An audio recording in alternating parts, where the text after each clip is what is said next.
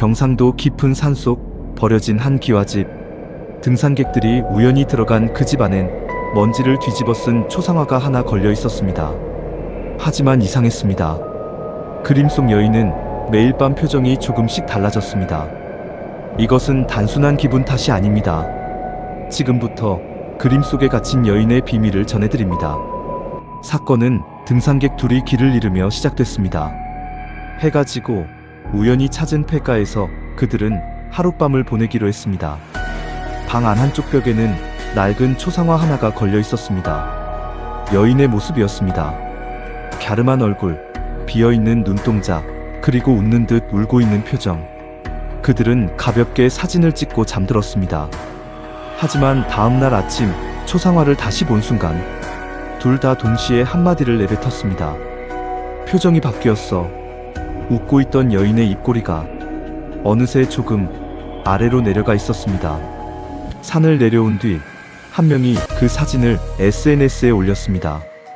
이상하게도 사진 속 여인은 처음보다 더 슬퍼 보였습니다. 며칠 뒤 올린 사람에게 이상한 일이 생깁니다. 벽에 그림자 하나가 따라붙고 거울에선 낯선 여인이 비쳤습니다. 그는 결국 사진을 삭제하고 그 집에 다시 올라가 그림을 원래 자리에 걸어두었습니다. 하지만 소용없었습니다. 그날 밤 그가 마지막으로 남긴 음성 메시지엔 이런 말이 담겨 있었습니다. 그녀가 내 방에 있어. 그림 밖으로 나왔어. 우리는 그 집에 대해 조사를 시작했습니다. 조선 말기 그 집은 한 사대부 가문의 별장이었습니다. 그리고 문제의 초상화 속 여인은 그 집안의 첩이었습니다. 기록에 따르면 그녀는 주인집 본처의 질투로 인해 살해된 뒤 그 존재 자체가 삭제됐습니다. 족보에도 이름이 없습니다. 그녀는 이 세상에 존재하지 않는 사람이 된 겁니다. 하지만 그녀의 얼굴은 어떤 이유에서인지 초상화로 남겨졌습니다. 그리고 매년 그 초상화를 본 사람들 중 일부는 그녀가 자신을 보고 있었다고 증언합니다.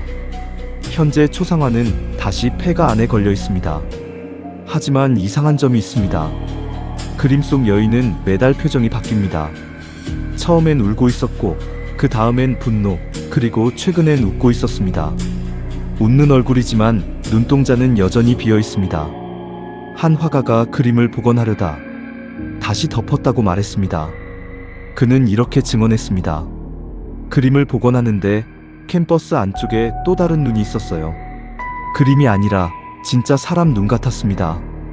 우리는 지금도 이 질문을 던집니다. 그녀는 정말 그림 안에 있는 걸까요? 아니면 이미 그림 밖으로 나온 걸까요? 최근 폐가 근처에서 한 중학생이 실종되는 사건이 있었습니다. 아이의 휴대폰엔 초상화 사진 한 장이 남아 있었습니다. 그 사진 속 여인은 처음과는 달리 환하게 웃고 있었습니다. 입을 다문 채 어딘가를 응시하고 있었죠. 그 시선의 끝에는 카메라를 들고 있던 아이의 얼굴이 있었습니다. 그림 속 여인은 아직도 웃고 있습니다. 어딘가를 향해 누군가를 기다리며. 혹시라도 낡은 집에서 초상화를 발견하게 된다면 절대 사진을 찍지 마세요. 그녀는 그림 밖으로 나올 준비가 끝났을지도 모릅니다.